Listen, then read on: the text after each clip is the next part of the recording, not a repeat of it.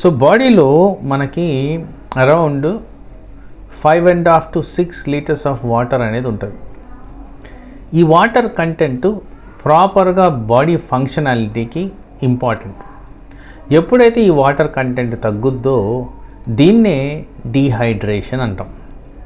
ఈ డీహైడ్రేషన్కి కారణాలు పలు రకాలు. పర్టికులర్గా ఈ సీజన్, సమ్మర్ సీజన్ మాట్లాడుతున్నప్పుడు మనం ఎండ తాకిడి వల్ల డీహైడ్రేషన్కి గురవుతాం.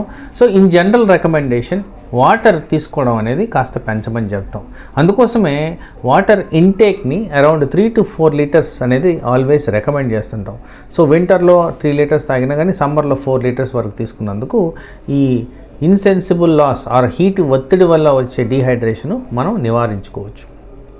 అలాగే డీహైడ్రేషన్ అనేది పర్టికులర్గా ఈ సీజన్లో, సమ్మర్ సీజన్లో లూజ్ మోషన్స్, వామిటింగ్స్ చాలా ఫ్రీక్వెంట్గా అవుతుంటాయి. సో ఆ కారణంగా కూడా డీహైడ్రేషన్కి గురవడానికి ఛాన్స్ ఉంది. అదేవిధంగా కొంతమంది కన్జంప్షన్ ఆఫ్ వాటరే డెలిబరేట్గా సరిగ్గా తీసుకోరు.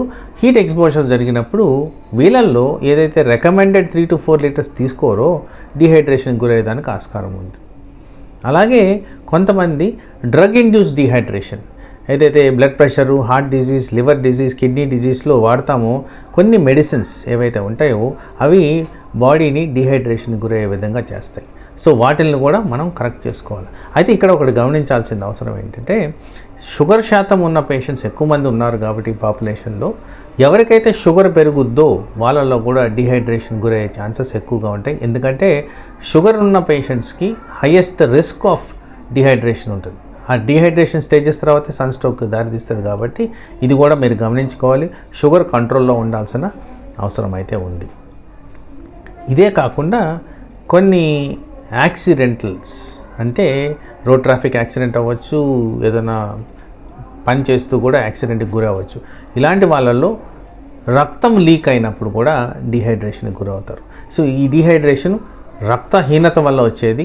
ఎందుకంటే వాటర్లో ఆల్మోస్ట్ 70 to 80%, బ్లడ్లో ఆల్మోస్ట్ 70 to 80% వాటర్ ఉంటుంది కాబట్టి వాటర్ కంటెంట్ తగ్గినప్పుడు డీహైడ్రేషన్కి గురవుతారు కాబట్టి ఆ కారణంగా కూడా మనకి డీహైడ్రేషన్ అనేది ఇక్కడ కన్సిడర్ చేయాల్సిన అవసరం ఉంటుంది.